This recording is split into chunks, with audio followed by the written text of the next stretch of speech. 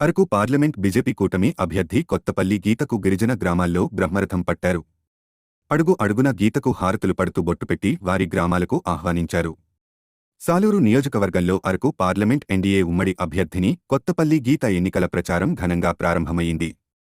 ప్రచారంలో భాగంగా మెంటాడ మండలం సంతపేట జంక్షన్ నుండి పలు వీధుల గుండా నడుస్తూ ప్రజలతో మమేకమై కమలం గుర్తుకు ఓటు వేసి ఎంపీగా గెలిపించి ప్రధాని నరేంద్ర మోదీకి బహుమతిగా అందివ్వాలని కోరారు.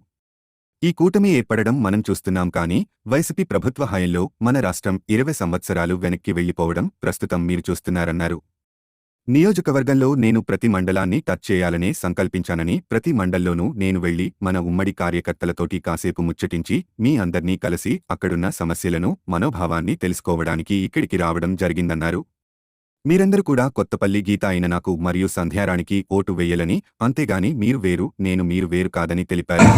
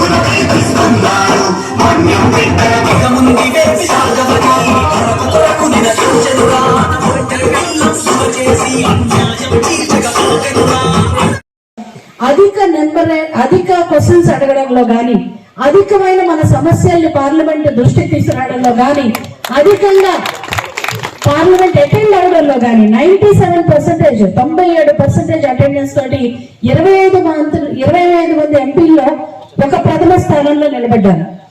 బహుశా అదే నాకు ఈ రోజు నరేంద్ర మోదీ గారి ఆశీస్సులు దొరకడానికి కారణం ఏంటంటే, నేను ఎంత చిత్తశుద్ధిగా పనిచేశానో ఆ చిత్తశుద్ధిని చూసే ఈ రోజు అరకు పార్లమెంట్ ని బీజేపీ తీసుకుని 100% నేను గెలిస్తే గిరిజనులకు మంచి జరుగుతుందని చెప్పి నరేంద్ర మోదీ గారు నమ్మి నాకు ఈ బాధ్యత అప్పచెప్పడం జరిగింది.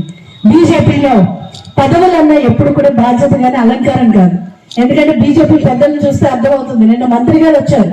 ఆయన 3 గంటలకి లేచి హైదరాబాద్ లో బయలుదేరి ఇక్కడ 7 గంటలకి దిగి మళ్ళీ మన మీటింగ్ అటెండ్ అయ్యి మళ్ళీ రాత్రి 11 గంటల ఫ్లైట్ తీసుకుని 1 గంటకు వెళ్ళడం జరిగింది ఢిల్లీ.